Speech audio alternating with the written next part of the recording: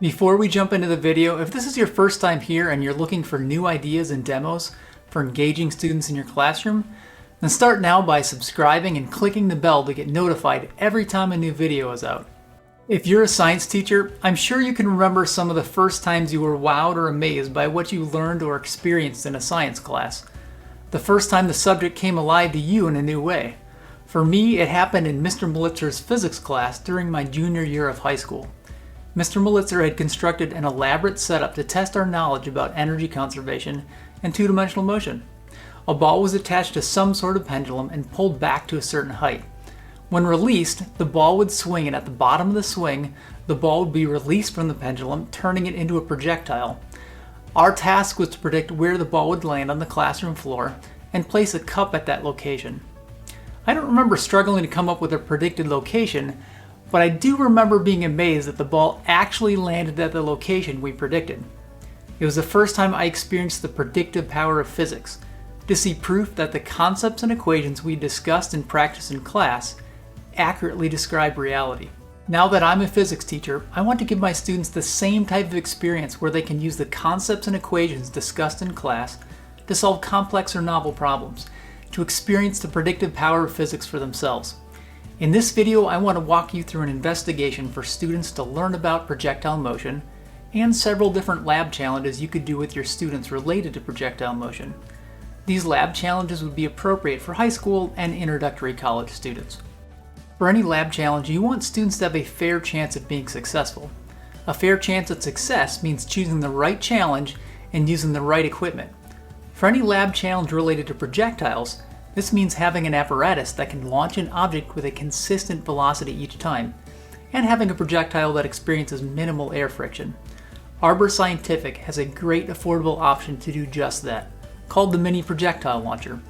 This launcher can shoot a small metal sphere at many different angles, has an integrated protractor, and can launch the metal sphere at 3 different speeds. This mini projectile launcher is an improved version.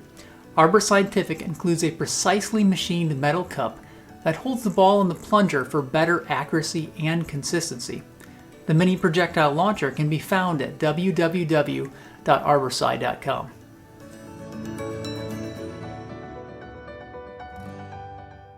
Before we get to the lab challenges using the mini projectile launcher, I would like to introduce you to an investigation you can do with your students to begin a unit on projectile motion.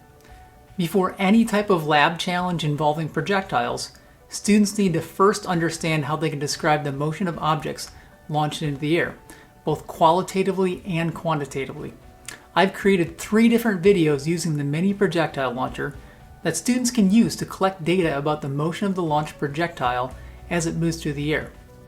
Before getting into the data collection video, it is helpful to start with a conversation about how any two-dimensional motion can be broken up into its one-dimensional components. While the ball is moving in 2 dimensions through the air, we can talk about how the ball moves horizontally, separately from how the ball moves vertically through the air. Tell your students to imagine viewing a ball rolling off of a table from 3 different perspectives. The picture as shown is the side view of the event, giving a good view of how the ball would be moving through the air in both the horizontal and vertical directions. Now have your students imagine viewing the same event from above the table looking down. From this perspective, the horizontal part of the motion would be the most prominent. You could tell the ball was falling because the ball would appear smaller over time, but you would mostly perceive how the ball continues to move forward through space. If you instead choose to view the event from in front of the table, where the ball was launched in your direction, the vertical part of the motion would be the most prominent. It would be easiest to perceive the ball falling down in the y direction, rather than how it is also moving forward in the x direction. Each of the 3 videos has the small steel ball launched from the mini projectile launcher onto a level table. The ball slides and rolls across a short length of the table and is horizontally launched into the air. Using one of the linked videos, walk your students through a procedure to collect data to learn about the horizontal and vertical parts of the ball's motion. Give each lab group one of the 3 videos to analyze that have balls launched at different speeds. Discuss how the video can be paused at different times to collect the launched ball's horizontal and vertical positions both on and off the table. This data will be used to investigate the horizontal and vertical parts of the ball's motion as it flies through the air.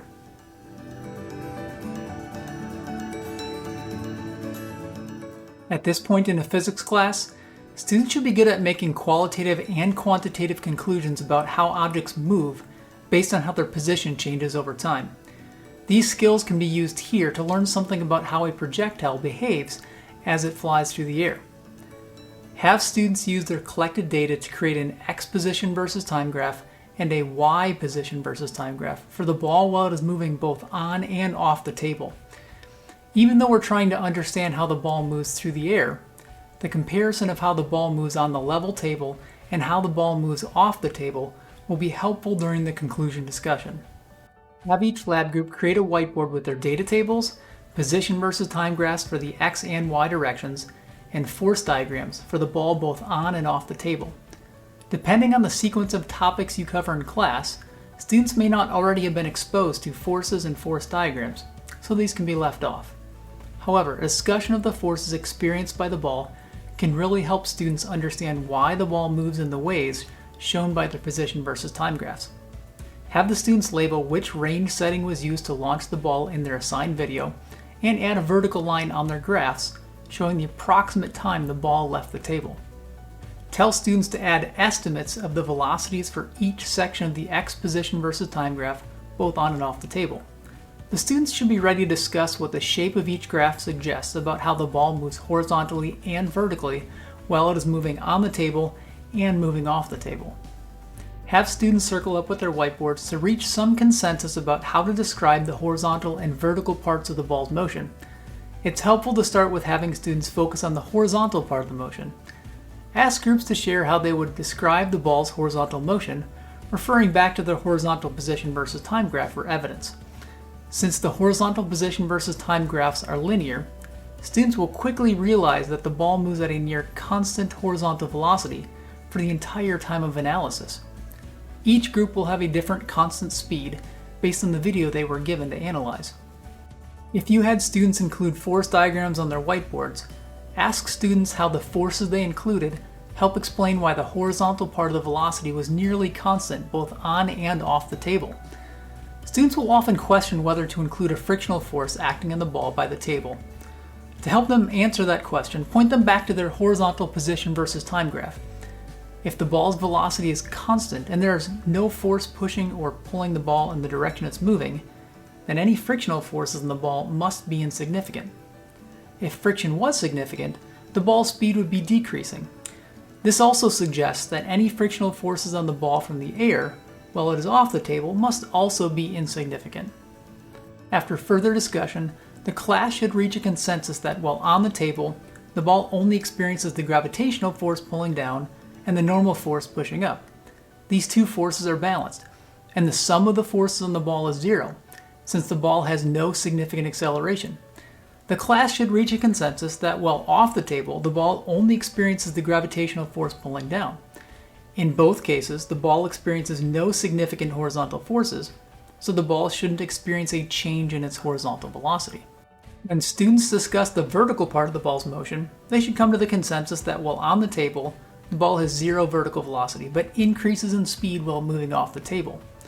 The students should always refer back to the shape of their Y position versus time graph when stating how they think the ball is moving vertically. Ask students how the forces they included in the force diagrams help explain the vertical part of the ball's motion both on and off the table. While the ball is moving on the table, the downward gravitational force is balanced by the upward normal force, keeping the zero vertical velocity unchanged. When the ball leaves the table, the normal force of the table pushing up on the ball is no longer present. In the air, the downward gravitational force causes the ball to have a negative acceleration. In order to estimate the value of the negative vertical acceleration of the ball, you could either have students use their Y position values and the kinematic equations to determine an average acceleration, or you could have the students use graphical analysis software like Logger Pro to make a quantitative Y velocity versus time graph. The slope of the graph would be the ball's average vertical acceleration. Using these methods results in values between -9 and -11 meters per second squared. Regardless of the different horizontal speeds, students should recognize these vertical accelerations are close to the accepted freefall acceleration of -9.8 meters per second squared. This is the acceleration of an object dropped from rest, freely falling with negligible air resistance. This suggests that the vertical part of a projectile's motion is identical to an object dropped from rest. To compare the vertical motion of a horizontally launched object and an object dropped from rest, show students a video of a steel ball released from rest at the same moment another steel ball rolls off a level table. This video will be linked in the video description or blog article below. Here they can see that the launched ball moves vertically just like the dropped object. This should confirm that the vertical part of a projectile's motion is identical to the vertical motion of a freely falling object. The acceleration in the y direction is a constant -9.8 or approximately -10 meters per second squared. Now you can put all the pieces together. While an object is moving in 2 dimensions through the air, it moves with a constant horizontal speed and a constant negative vertical acceleration. Projectile motion is just a combination of a constant velocity problem and a uniform acceleration problem. Once students have this foundational understanding, they're ready to jump into a discussion of specific traditional projectile problems, including projectiles launched at an angle.